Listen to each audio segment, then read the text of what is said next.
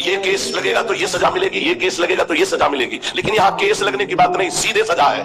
बहुत जलन हुई जब किसी निज जन ने बताया कि वो प्रार्थना कर रहे थे कि कोई उपाय महाराज जी के पास है। हाँ, नरक उपाय है। मनोरंजन फिर समझते हो, वो दुर्गति होती, गिरा पत्थर उसी में चटनी बन गए। वहीं उसी क्षेत्रों में शासन बिगड़ गया, मार्ग में चलने वाले ड्राइवर का, पूरी गाड़ी गई, दुर्गति हो गई, मर गए। वहीं आग अंदर लगी, शीशा खुल नहीं पाया, भस्म हो गए उसी में। ये तुम्हारे पाप है। खाया सुपारी मसाला थूक दिया, वो किसी वैष्णव के पैर में पड़ेगा, तुम्हारे पुण्य नष्ट हो जाएंगे।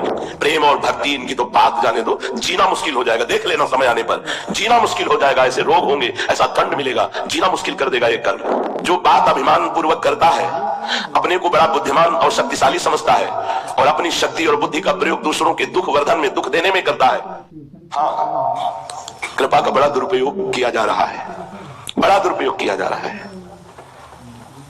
अब वो आते हैं वृंदावन लाडली जी की कृपा से होटल लेते हैं और यहाँ गंदगी फैलाते हैं, गंदे आचरण करते हैं। स्वयं आकर के किसी हमारे निज जन से प्रार्थना की कि मैं ऐसा ऐसा ऐसा कर बैठा, आप क्या करूं? प्रार्थना है, ब्रह्मा भी नहीं काट पाएंगे यहाँ के पाप को। होश में रहना, ये तुम्हारे व्यभिचार का क्षेत्र नहीं है, ये तुम्हारे मनोरंजन का क्षेत्र नहीं है। दुनिया में पाप बन जाएंगे तो एक उपाय है, तीर्थों में अवगाहन कर लो तो पाप का नाश होने की संभावना है। पाप प्रवृत्ति नहीं, पाप गंगा पापम, गंगा जी है, गंगा सागर है, प्रयागराज तीर्थ है और भी महामहिम तीर्थों में पाप बन जाए तो पुरियों में रहनी के अनुसार अनुष्ठान करने से तीर्थों का पाप नष्ट हो जाता है। अगर पुरियों में पाप बन गया तो एकमात्र धाम है जो आपके पुरियों में किए हुए पापों को भी भस्म कर देगा। अगर धाम में पाप बन गया तो ब्रह्मा भी नहीं मिटा सकते, बात ध्यान रखना। अखंड वृंदावनवास किए चूक हो गया है तो वृंदावन प्रभाव सुन अपनो ही गुण देत, जैसे बालक मलिन को मात गोद भर लेत। ये सिद्धांत अखंड वृंदावनवासी के लिए है। लेकिन आप यहाँ आए पिकनिक मनाने, आप यहाँ आए घूमने अपने सखा सखी के साथ और यहाँ आकर के गंदे आचरण करते हैं। ये वो होटल जानते हो कहां बने? परम पावन वृंदावन की भूमि के मध्य में बने हैं। तुम्हारे समस्त शुभ नष्ट हो जाएंगे, दुर्गति होगी इसी जन्म में, दोनों की। बिना पाणी ग्रहण संस्कार किए यदि ऐसे आचरण करते हो तो वैसे ही शास्त्रीय विधान से पापाचरण है। फिर धाम में आके करते हो, धिक्कार तुम्हारे जीवन को, तुम्हारी बुद्धि को। ये धाम है प्रिया प्रीतम का, बड़ी कृपा से आने को मिला। माना तुम दोनों दोस्त हो तो बैठो यमुना किनारे, नाम कीर्तन करो, नाम जप करो, प्रिया प्रीतम से मनाओ कि हम दोनों गृहस्थ में जाए, पति पत्नी का भाव हो, हमारा जीवन आपकी आराधना करते हुए गृहस्थ धर्म में व्यतीत हो। तब तक संयम में रखो अपनी इंद्रियों को। लेकिन ये नीच प्रवृत्ति के लोग धाम का बड़ी कृपा से जो अवगाहन करने का अवसर मिला, आकर यहाँ पाप करते हैं। कभी नहीं क्षमा होगा, ध्यान रखना। समय आएगा तब भोगोगे, फिर कहोगे कि हमने तो ये नाम जब किया, ये किया, लेकिन हमें लाभ नहीं मिला, क्योंकि तुमसे घोर महाअपराध बन गया है। इसलिए कान खुले हो तो सुन लो, जहां तक आवाज जा रही है सुन लो, दूर रहो। अगर धाम आने की कृपा हुई तो 1 रात 2 रात 3 रात जितनी रात रहो, एक टाइम भोजन पाओ, खूब नाम कीर्तन, वृंदावन की परिक्रमा, साधु समागम, बिहारी जो राधा वल्लभ, राधा रमन, राधा दामोदर, सेवा कुंज, निधिवन, रंग जी, ऐसे दर्शन करो, घूमो, तुम्हारे पाप नष्ट हो जाएंगे, तुम्हारा जीवन पावन हो जाएगा, तुम्हारा गृहस्थ धर्म उन्नति को प्राप्त होगा।